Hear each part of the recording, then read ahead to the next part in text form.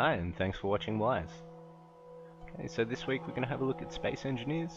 Just a little something I've put together, a mining frigate and a few remote control drones.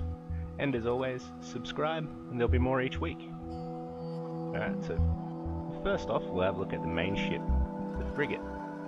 Okay, so it's got everything you need to start off with really. You've got obviously upward lift, it's always something good to have in a spaceship. But as well as that, we've got both an assembler and a refinery on board, as well as more than enough power generators in there to run everything. When you first play Space Engineers, you might find it a bit bewildering, all the parts and how they fit together. I know I still do, I've had it for a while and it's still taking some getting used to. The inventory system that you'll get a small look at is pretty complicated. But overall, if you like creative games, things like Minecraft, you'll love this. I think there is a ways further they can go, maybe planet exploration or things of that nature, just to make the game a bit more interesting, as there's not a lot to do in a single player mode of this. This is just creative mode. Okay, so now we'll have a look at what's really the arduous task of docking with this little station. Now it's not the smoothest, and parking's never been my strong suit. So you'll see there's a bit of backing up required, and the camera angles can be a bit funny to get in the right spot.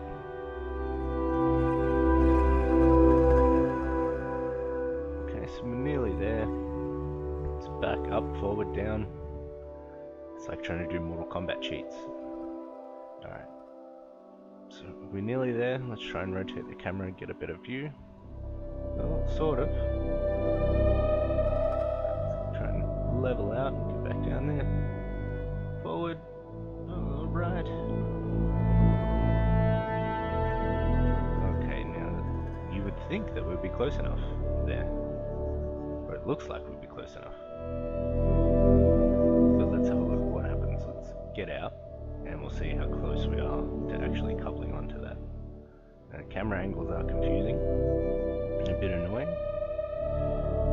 Alright, so no, we're not close. Gotta go forward a bit. Now fortunately, remote control allows us to do this a bit more precisely without our camera shifting or anything like that, making it too difficult. Now you can see what I mean. The menu systems are crazy. Take a lot of navigating, but now we've got remote control of the big frigate. I think that was a good invention. Alright, so we've got it practically lined up. Now we'll turn our connectors on, or at least give it an action to. Now this is where it gets complicated, setting all your buttons to do the right actions. Okay, so we've got it docked, everything's connected up. Now this little thing here is our detachable mining ship. It can just fly around with it on the side the whole time. And as we go around a bit further, you see our remote control drone sitting on the top of the back there, those two little lights. So I think, yeah, we'll take one of them for a spin. But please hit the subscribe button, give us a like. Alright, so this is our remote control drone. Now at the moment I'm flying it manually just because the camera is a bit too difficult to get good footage of. It does have a camera mounted on the front so you can view it first person, but it's not very good, so let's just show you how this works. So after it's got its little precision cut mine of gold there, flies back to the top of the ship. And once again, gauging your depth in this game and landing on things effectively and docking is an acquired skill, and let's just say I haven't quite acquired it yet. So as we get closer, and always make sure that your ship's made out of heavy steel armor like these ones, otherwise when you land on them they tend to bend and burn out of recognition. Alright, so you can see it all dropping off the gold into our connectors in the top of the ship, which of course then refine it automatically. Now let's have a look at the mass mining ship. So it just gets towed along on the side the whole time until you settle at a point where you need to mine. Now, surprisingly, it is quite quick and quite maneuverable. So let's have a look. This is the first person, or third person flying mode. So yeah, it's pretty quick, pretty nimble for a mining ship. Now let's have a look at it in its mining glory. As you can see, it chews through a bit of resource.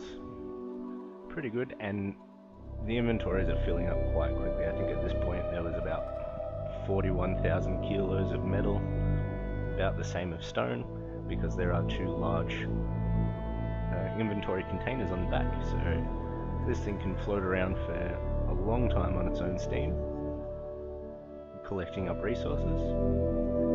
And then because of the way it does dock with the ship, which once again, it's not easy. I'm sure there are people that can do it much better, but parking is never a good thing for me.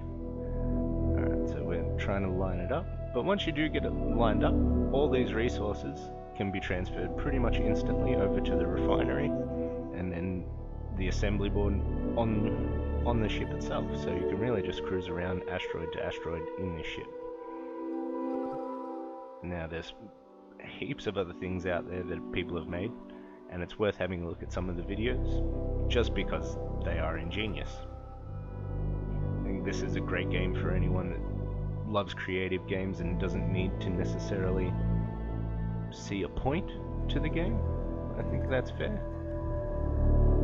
But at the moment there is a modding community jumping on board and new things coming out for it all the time, so look to this to overtake Minecraft at some stage.